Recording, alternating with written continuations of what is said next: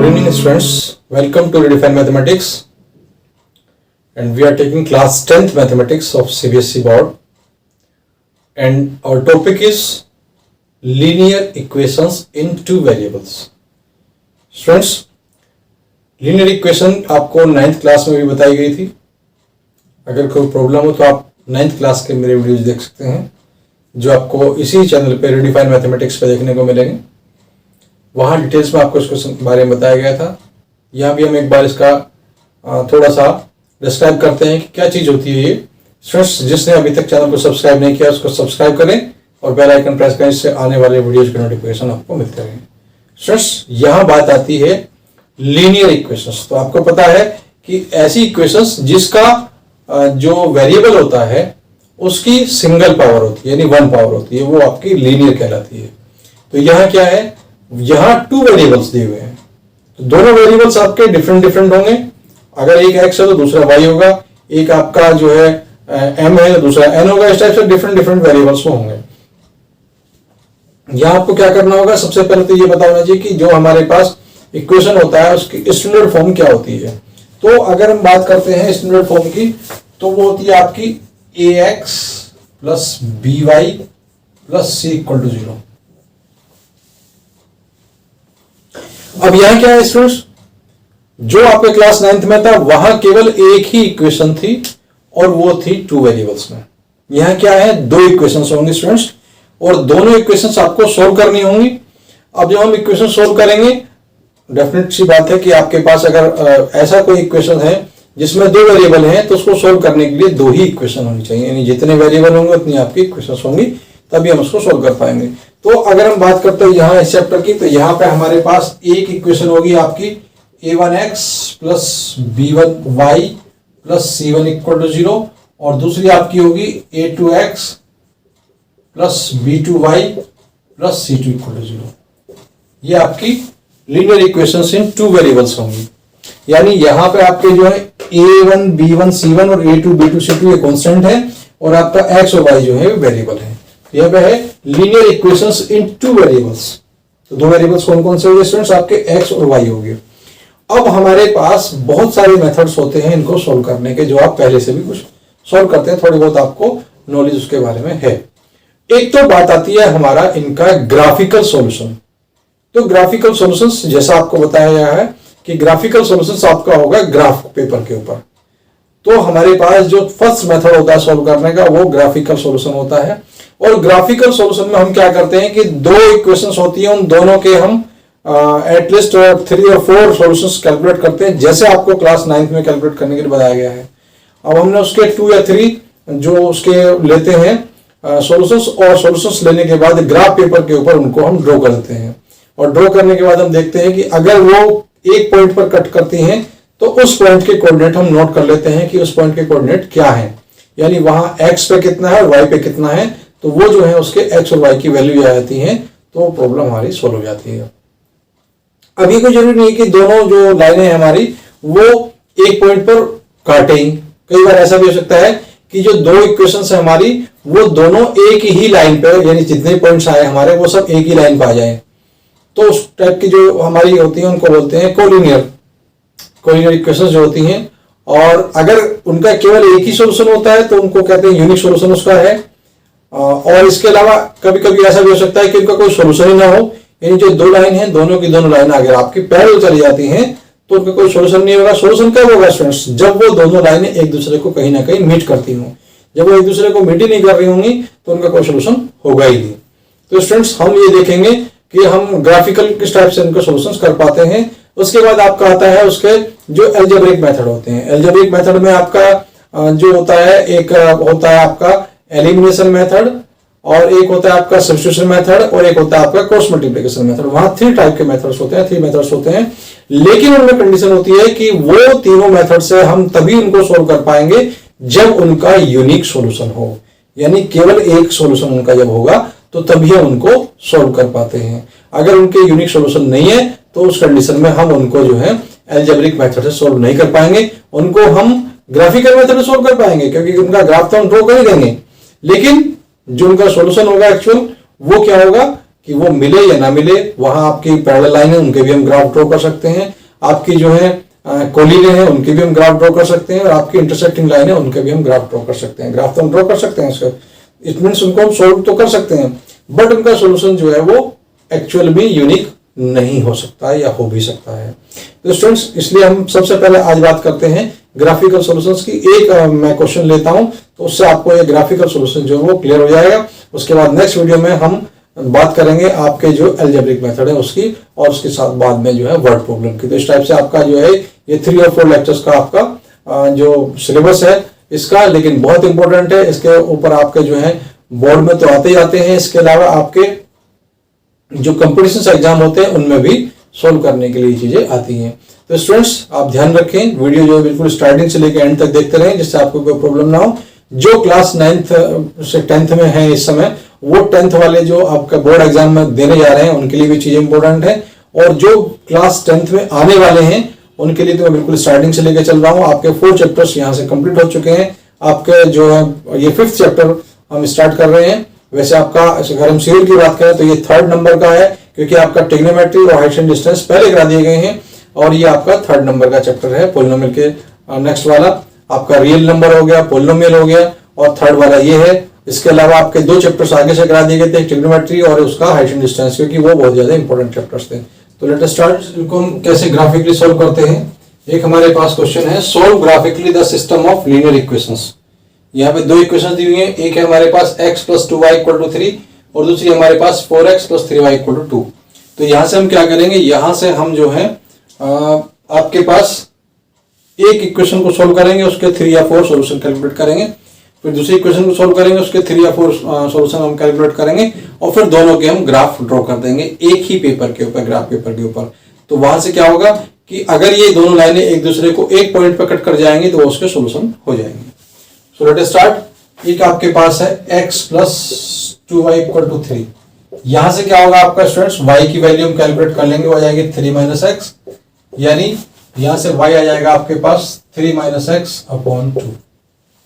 यहां हम क्या करेंगे कि हम x की वैल्यूज पुट भी अपने पास से पुट करेंगे, और वहां से y की वैल्यूज उसके रेस्पेक्ट में हम यहां से मिलती है। तो यहां हम कोशिश ये करेंगे कि हम x की ऐसी वैल्यू पुट करें कि जिससे कि यहां से y की वैल्यू पूरी आ जाए हमारे पास, यानी डेसिमल में नहीं आए। और अगर डेसिमल में आती है तो हमारा कंप्लीट डेसिमल आए, यानी 1.8, 1.4, 1.5 इस टाइप की आए। ऐसा नहीं कि 1.8, 2, 3 इस टाइप की नहीं आनी चाहिए। या हमारा जो है इट मीन्स टर्मिनेटिंग डेसिमल अगर आ रहा है तो हम ले सकते हैं, लेकिन ऐसी वैल्यू रखने से हमें अवॉइड करना चाहिए। हमें वैल्यू ऐसी रखनी चाहिए जो कि कंप्लीट डिवाइड हो जाए। तो इसमें हम क्या करते हैं कि एक तो हम नेगेटिव वैल्यू लेते हैं, 1-2 पॉजिटिव वैल्यू लेते हैं, और अगर पॉसिबल हो तो हम 0 भी रख करके चेक कर लेते हैं, तो उससे हमारे पास मिल जाते हैं। अब आप देखिए, अगर हम इसमें 0 रखते हैं तो y की वैल्यू 1.5 आ जाएगी, तो हम 0 नहीं रखेंगे। सपोज हमने x की वैल्यू जो है, सपोज हमने x की वैल्यू -1 पुट कर दी, तो आप देखेंगे कि y = आ जाएगा हमारा 3 - 1/2, यानी 3 + 1/2, यानी आपका 4/2, यानी 2 आ जाएगा। तो यहां से हम एक छोटा सा टेबल बना लेंगे, यहाँ पे x हो गया, यहाँ y हो गया, तो x की वैल्यू हम रखेंगे, और यहां से रेस्पेक्ट में आपकी y की वैल्यूज मिल जाएंगी। तो x की पहली वैल्यू हमने रखी -1, तो यहाँ पे आ गई इसकी 2। अगर हम रखते हैं 1 रखते हैं स्टूडेंट्स, अगर हमने 1 रखी x की वैल्यू, तो क्या जाएगा, y आपका आ जाएगा 3 - 1/2, यानी 3 में से 1 जाएगा आपका, तो कितना आएगा 2/2, यानी 1 आ जाएगा। तो x1 रखने पे y1 आ गया। इसके बाद हम 2 रखते हैं तो फिर पॉइंट आ जाएगा, इसलिए हम रखेंगे 3 यहाँ।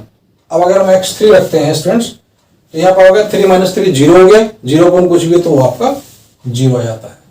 तो इस टाइप से स्टूडेंट्स हमारे पास जो है वो 3 पॉइंट्स हमारे आ जाते हैं। कौन कौन से पॉइंट्स हो गए, एक हो गया हमारा -1 2, एक हो गया हमारा 1 1, एक हो गया हमारा 3 0।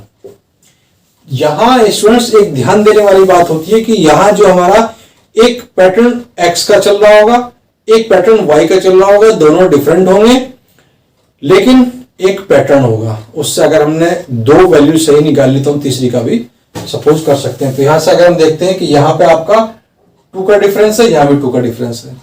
अगर हम x का 2 का डिफरेंस लेते हैं तो y हमारा -1 का डिफरेंस होता चला जाता है। यहाँ 2 आ गया, 1 आ गया, 0 आ गया। अगर हम अब की बार हम 5 रखते हैं तो 5 रखने पर स्टूडेंट्स आपके पास कितना आ जाएगा, क्योंकि 0 आ चुका तो -1 आ जाएगा। तो इस टाइप से हम अगली वैल्यू एज्यूम कर सकते हैं।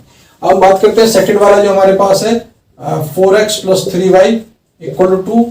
इसको भी हम इसी टाइप से सोल्व करेंगे। तो ये आपका 3y = 2 - 4x आ गया, यानी y = 2 - 4x अपॉन 3। यहां स्टूडेंट्स अपॉन में 3 आ गया। तो यहां थोड़ा सा आपको सोच समझ के वैल्यूज रखनी है, क्योंकि 3 अपॉन में आने का मतलब यह है कि ये अगर कंप्लीट डिवाइड नहीं हुआ तो फिर ये नॉन टर्मिनेटिंग रिपीटिंग में चला जाएगा। इसलिए हम जो x की वैल्यूज रखेंगे वो ऐसी रखेंगे जिससे ये कंप्लीट डिवाइड हो जाए। तो हम एक छोटी सी टेबल यहां बना लेंगे। यहाँ आपका x हो गया, ये y हो गया, 3 हम यहाँ पे इसकी वैल्यूज पुट कर लेंगे। अगर हमने इसकी वैल्यू -1 रख ली, सपोज x की वैल्यू हमने -1 रखी स्टूडेंट्स, तो रखिए इसमें -1। जब हम इसमें -1 रखेंगे तो 2 -1 हमने रखी अपॉन 3, यानी 2 + 4 अपॉन 3, तो ये आपका आ गया 6 अपॉन 3, यानी 2 आ गया। तो -1 रखने पर ये 2 आ गया। अब हम बात करते हैं, अगर हम यहां 1 रखते हैं तो 2 - 4 2 बचेगा माइनस का, तो कंप्लीट डिवाइड होगा नहीं। अगर हम यहां रखते हैं 2 तो 4 2 8, तो बात बन सकती है। अगर हमने यहां पर 2 रख लिया तो ये आपका हो गया 2 - 8 हो गया, यानी माइनस का 6 अपॉन 3, तो आपका आ गया -2। ये आ गया आपका -2। अब क्या होगा, हमारा -1 था, फिर 2 रखा, तो कितना डिफरेंस हुआ 3 का, यानी नेक्स्ट हमारा आएगा 5। और अगर हम 5 रखते हैं स्टूडेंट्स तो कितना हो जाएगा, 5 4 20, तो माइनस का 18 अपॉन 3, तो माइनस का 6 आ जाएगा, तो -6 आ गया। इस टाइप से मैंने बताया था कि हम एक पैटर्न चेक कर लेते हैं कौन सा पैटर्न है, तो वो पैटर्न आपका कंटिन्यू रहेगा। आप कितनी भी वैल्यू से कैलकुलेट कर लीजिए। तो यहां से आपके पॉइंट्स आ गए -1 2, और ये आपका 2 - 2, और ये आपका 5 - 6। तो देख लीजिए स्टूडेंट्स, अगर आपको कोई प्रॉब्लम लग रही हो कि हम किस टाइप से इसमें हम लेबलिंग करते हैं, किस टाइप से हम उसमें नंबर रखते हैं, तो आप इसको देख सकते हैं कि हमने यहाँ वैल्यूज कैलकुलेट की हैं। अब हम इसका ग्राफ कैसे बनाते हैं वो देखिए आप। ग्राफ बनाने के लिए सबसे पहले हम ग्राफ पेपर जो होगा उसको हम बिल्कुल ठीक सेंटर में से इस टाइप से पार्ट उसके कर लेंगे स्टूडेंट्स। ग्राफ बनाना आपको 9th में बताया था, यहाँ फिर से मैं एक बार रिपीट कर रहा हूं। तो ये जो पॉइंट होता है आपका, ये वाली जो है ये तो x है, ये x डैश है, ये आपका y है, ये y डैश है। अब क्या स्टूडेंट्स, अब जो है हम x एक्स पे नंबर्स रखेंगे और y एक्स पे नंबर्स रखेंगे। तो सपोज हमने 2 का डिफरेंस ले लिया, यहाँ आपका 2 हो गया, यहाँ आपका 4 हो गया, यहाँ आपका 6 हो गया, यहाँ आपका 8 हो गया। इधर भी 2 का ले लिया, ये आपका 2 हो गया, ये 4 हो गया, ये 6 हो गया। यहाँ भी हमने 2 का लिया, -2 -4 -6, यहाँ भी 2 का लिया, -2 -4 -6। बस आप वैल्यूज पुट कर दीजिए। पहला है आपका -1 2, यानी x -1 है और y 2 है, तो x -1 और y 2, ये आपका x -1 यहां पर होगा और y 2 यहां पर होगा, तो ये आपका एक पॉइंट ये वाला आ गया। यहां आपको कंफ्यूजन ना हो, क्योंकि ये 2 है और ये इसका पॉइंट है, तो इसके लिए मैं आपको इसको ऊपर ले लेता हूं। ये आपका 2 था, अब पॉइंट हमारा यहां आ गया। नेक्स्ट पॉइंट हमारा क्या है, 1 1 है, x भी 1 है, y भी 1 है, तो यानी पॉजिटिव, तो हमारा यहां पर आ गया ये 1 1। थर्ड पॉइंट हमारा 3 0, x = 3 है और y = 0 है, तो ये पॉइंट हमारा ये आ गया। इन तीनों को मिलाती हुई लाइन हम ड्रॉ कर देंगे। ये आपकी लाइन ड्रॉ हो गई। यहाँ पॉइंट भी लिखेंगे कि हमारे पॉइंट्स कौन कौन से थे। ये आपका A पॉइंट हो गया, ये आपका B हो गया, ये आपका C पॉइंट हो गया। यहाँ आप लिख दीजिए कि ये A था, ये B था, ये C था, ये आपका P हो गया, ये Q हो गया, ये R हो गया। तो ये वाली लाइन कौन सी है स्टूडेंट्स, इस पर जरूर लिखेंगे कि ये किस लाइन की इक्वेशन थी। ये हमारी थी x + 2y = 3 की इक्वेशन। फिर हम सेकंड वाला निकाल लेंगे। सेकंड वाला हम इसी टाइप से ड्रॉ करेंगे। तो एक हमारा पहला पॉइंट तो -1 2, -1 2 तो स्टूडेंट्स ये आपका पॉइंट है ही। दूसरा है आपका 2 - 2, यानी x 2 है, y -2 है, तो स्टूडेंट्स y -2 नीचे की तरफ है, तो ये आपका ये वाला पॉइंट आ गया। फिर है x 5 है और ये -6 है, तो ये आपका 4 हो गया, इनके बीच में 5 आ गया और ये -6 आपका स्टूडेंट्स यहाँ पर आ गया, तो लगभग यहाँ पर आ जाएगा। इनको भी आप ज्वाइन कर दी, लाइन ड्रॉ कर दीजिए। ये लाइनें हमेशा बिल्कुल स्ट्रेट होंगी, ध्यान रखें आप। तो ये आपका हो गया, ये ए पॉइंट था, ए के साथ ही ये भी पी पॉइंट हो गया, ये आपका क्यू हो गया, ये आर हो गया। क्योंकि यहाँ पे स्पेस थोड़ा कम है, ग्राफ पेपर जब आप बनाएंगे नीटेड क्लीन होगा। ये लेड पेंसिल से आपको बनाने हैं, कच्ची पेंसिल जिसको बोलते हैं उससे बनाने हैं। और यहाँ पे जो है ये दूसरे वाली जो आपकी थी, इसका हम लिखेंगे कौन सी इक्वेशन थी स्टूडेंट्स, ये थी आपकी 4x + 3y = 2। ये दोनों हमारी इक्वेशंस होगी। अब आप देखें कि ये इस पॉइंट पे एक दूसरे को काट कर रहे हैं, तो हम यहां लिखेंगे सॉल्यूशन इसके हुए, क्या हुआ, x = -1 और y = 2। जहां दोनों लाइन एक दूसरे को कट कर रही हैं वो उसके सॉल्यूशन हो गए। तो स्टूडेंट्स देखिए, इसमें अगर कोई प्रॉब्लम आपको लग रही हो, जैसा कि मैंने पहले बताया, सबसे पहले हम वहां से x और y की एटलीस्ट 3 वैल्यूज कैलकुलेट कर लेते हैं, या तो आप वो भी निकाल सकते हैं, कोई प्रॉब्लम नहीं है। उसके बाद ग्राफ पेपर के हम 4 पार्ट करेंगे, जिसको क्वाड्रेंट बोलते हैं। क्वाड्रेंट में उसको डिवाइड करेंगे बिल्कुल ठीक सेंटर में लेकर के, और फिर उन पर नंबरिंग रखेंगे। और यहां आपको लिखना होगा कि आपका जो स्केल था वो आपने क्या लिया। स्केल आपका एक्स एक्सिस पे क्या था स्टूडेंट्स, के जो आपका था 1 सेंटीमीटर = 2 नंबर्स है। और वाई एक्सिस पे आपका क्या था, वहां भी 1 सेंटीमीटर = 2 नंबर्स है। 2 नंबर्स कह दीजिए, या नंबर्स छोड़ भी दीजिए आप, तब भी कोई प्रॉब्लम नहीं। नंबर्स आपने नहीं मिलेंगे तब भी कोई प्रॉब्लम नहीं, आपका ये 2 हो गया स्टूडेंट्स। तो इस टाइप से आप देखते हैं कि हमारे पास क्या है कि ग्राफ हमने ड्रॉ कर लिया। ग्राफ ड्रॉ करने के बाद जहां लाइन एक दूसरे को कट करती है वो पॉइंट हमने नोट कर लिया। तो इस टाइप से आपका क्वेश्चन हो जाता है। अगर कोई प्रॉब्लम हो, कोई चीज समझ में नहीं आए हो, तो आप कमेंट कर सकते हैं। और स्टूडेंट्स ये मैंने आपको बताया है, इसके कुछ और क्वेश्चंस हम नेक्स्ट वीडियो में आपके लिए लेंगे, जहां कुछ और 1-2 इंपॉर्टेंट क्वेश्चन होंगे। और उसके बाद फिर हम जो है आपका जो अलजेब्रिक मेथड लेकर के चलेंगे, ये ग्राफिकल मेथड है। तो स्टूडेंट्स आपको बिल्कुल लास्ट तक सारे वीडियोस देखने चाहिए, और कोई कंफ्यूजन हो तो उसको दोबारा देखना चाहिए। और जब भी आप वीडियो देख रहे हैं तो आपको अपने साथ कॉपी पेन लेकर के बैठना चाहिए। ये क्वेश्चंस जो है वो आपके ग्राफ पे होंगे, और ग्राफ का क्वेश्चन जो होता है वो डेफिनेटली एग्जाम में आएगा ही आएगा आपका। और उसके लिए आप की जो कॉपी होगी उसमें ग्राफ पेपर अटैच होगा। वहां ध्यान रखें आप कि ग्राफ पेपर जो आपका अटैच होगा वो ग्राफ पेपर उसमें वही लगा रखना, उसको आपको उसमें से निकालना नहीं है। वहीं आप उस क्वेश्चन को सॉल्व करेंगे और ग्राफ पे वहीं उसका ग्राफ बनाएंगे। कि जो आपकी कॉपी होगी उसमें एक तरफ ग्राफ पेपर लगा हुआ है, एक तरफ आपका प्लेन पेपर होगा। तो प्लेन पेपर पे आप ये सारा सोल्यूशन करेंगे, ग्राफ पेपर पर ग्राफ बनाएंगे।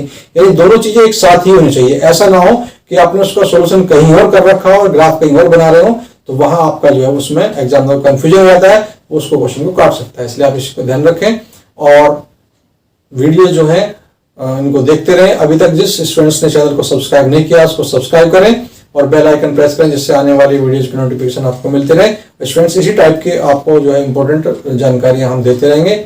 सो हमारे साथ बने रहिए वीडियोस के लिए। Thank you. मिलते हैं नेक्स्ट वीडियो में।